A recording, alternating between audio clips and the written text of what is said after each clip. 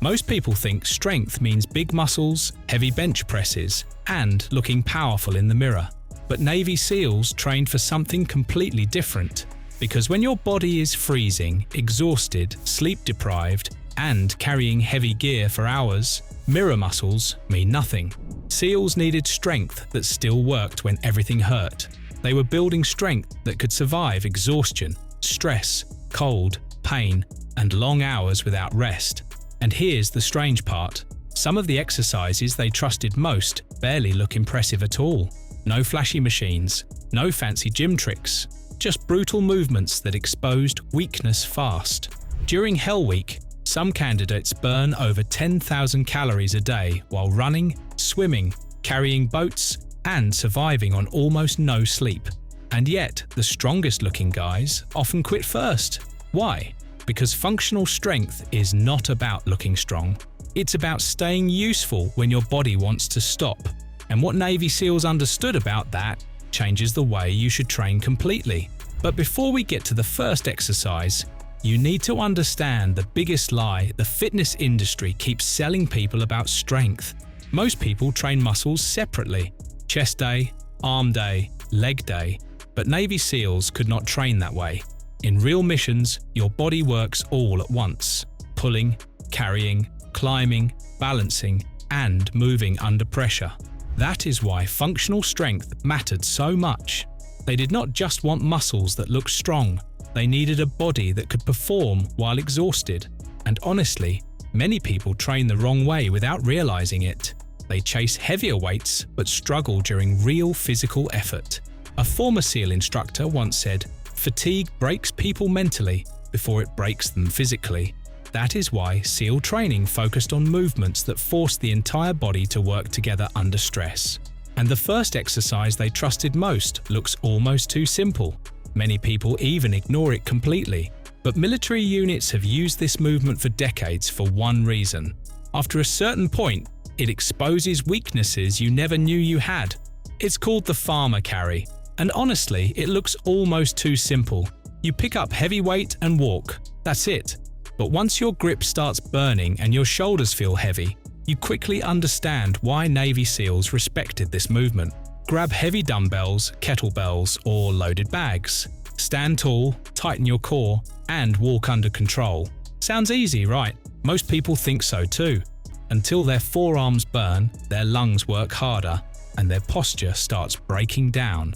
And that is exactly why this exercise works. It trains your body to stay strong under pressure. SEALs used movements like this constantly because real strength is not built on machines. Carrying gear, climbing obstacles, dragging weight, your body has to keep functioning while tired. And if your grip fails quickly at first, that is normal. The goal does not look impressive. The goal is teaching your body not to quit when things get uncomfortable. But the next exercise tested something even harder than grip strength. It tested whether you could control your own body under exhaustion. And that exercise was the pull-up. Not the swinging gym version people rush through for numbers. Real strict pull-ups with full control. Navy SEALs valued this movement because it tested relative strength, how strong you are compared to your own body weight. In military training, you are constantly climbing, pulling yourself over obstacles, and moving while exhausted. And honestly, this is where many strong-looking people struggle. Someone can lift heavy weights and still fail after a few strict pull-ups, because functional strength is different. Your body has to move as one unit. Grab the bar slightly wider than shoulder width. Pull your chest upward while keeping your body tight. Then lower yourself slowly with control. But once fatigue hits, every rep feels heavier. During BUD/S training, candidates often perform pull-ups while cold, tired, and sleep-deprived. At that point, the exercise is not just testing muscle, it is testing discipline. So if you can only do a few reps right now, that is completely fine. But even pull-ups were not the real secret behind Navy SEAL conditioning, because strength alone was never enough. Work capacity. This is the part most people overlook. Navy SEALs did not train just to be strong once. They trained to keep performing while tired, stressed, sore, and low on energy.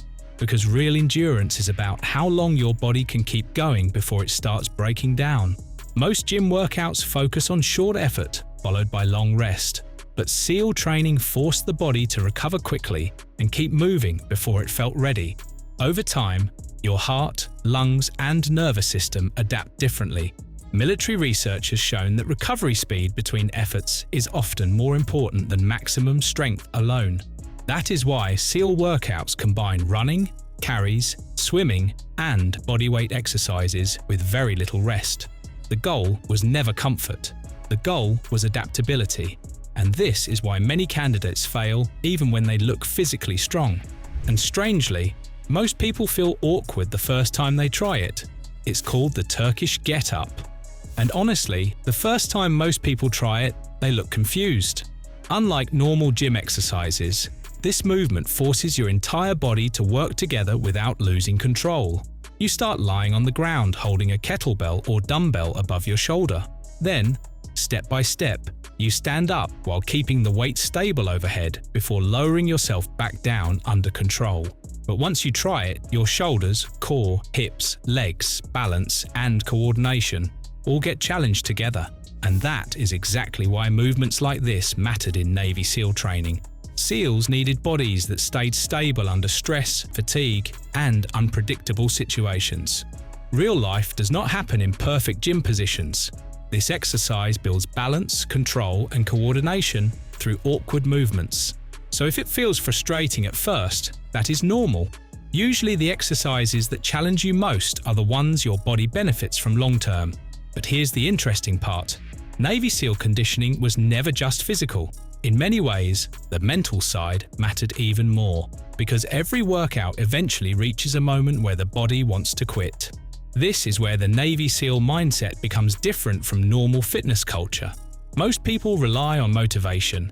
SEALs rely on discipline, because motivation disappears fast when you are cold, exhausted, sore, and running on almost no sleep. During Hell Week, candidates keep going even when their bodies want to stop. At that point, nobody feels motivated anymore. They continue because they trained their minds to function under discomfort. And honestly, that lesson applies far beyond military training. Real, functional strength is built by people who keep showing up consistently, even on hard days. One extra rep, one more minute, one more round when the body wants to quit. But even Navy SEALs understood something many people ignore today. Recovery matters just as much as hard training. Sleep, hydration, and simple nutrition, protein, carbohydrates, healthy fats, nothing complicated. And honestly, many people overcomplicate fitness. They chase perfect diets while ignoring consistency. But your body responds best to habits you can repeat long term. Even former Navy SEALs say elite performance comes from mastering simple basics for years. And that might be the biggest lesson in this video. Functional strength is built through consistency, resilience, and training your body to stay useful under pressure. Because real strength is not just lifting heavy weight once, it is how reliable your body remains when life gets difficult. If you enjoyed this video, subscribe, leave a comment, and share it with someone who wants real strength, not just gym strength. Thanks for watching, and I'll see you in the next video.